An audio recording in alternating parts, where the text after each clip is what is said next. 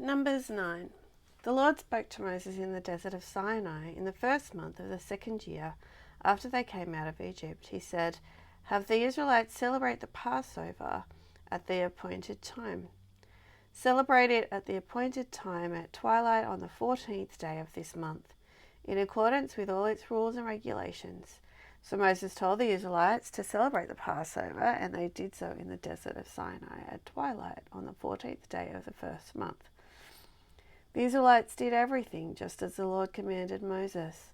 But some of them could not celebrate the Passover on that day because they were ceremonially unclean, or on account of a dead body. So they came to Moses and Aaron that same day and said to Moses, "We have become unclean because of a dead body, but why should we be kept from presenting the Lord's offering with the other Israelites at the appointed time?" Moses answered them, "Wait until I find out what the Lord commands concerning you." Then the Lord said to Moses, "Tell the Israelites, when any of you or your descendants are unclean because of a dead body or are away on a journey, they are still to celebrate the Lord's Passover, but they are to do it on the 14th day of the second month at twilight. They are to eat the lamb together with unleavened bread and bitter herbs. They must not leave any of it till morning or break any of its bones. When they celebrate the Passover, they must follow all the regulations. But if anyone who is ceremonially clean and not on a journey fails to celebrate the Passover, they must be cut off from their people for not presenting the Lord's offering at the appointed time. They will bear the consequence of their sin.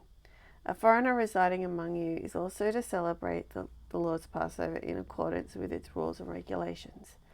You must have the same regulations for both the foreigner and the native born.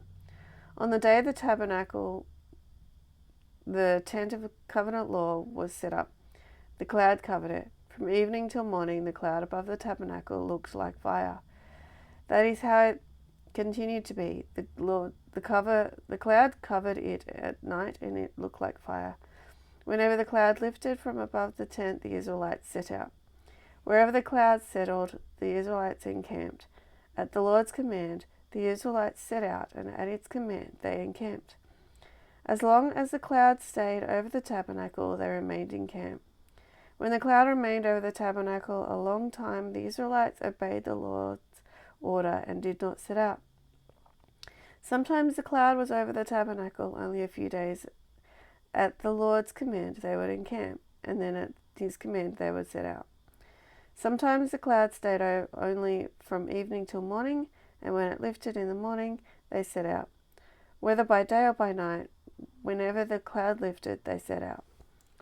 Whether the cloud stayed over the tabernacle for 2 days or a month or a year, the Israelites would remain in camp and not set out. But when it lifted, they would set out. At the Lord's command, they encamped, and at the Lord's command, they set out. They obeyed the Lord's order in accordance with his command through Moses.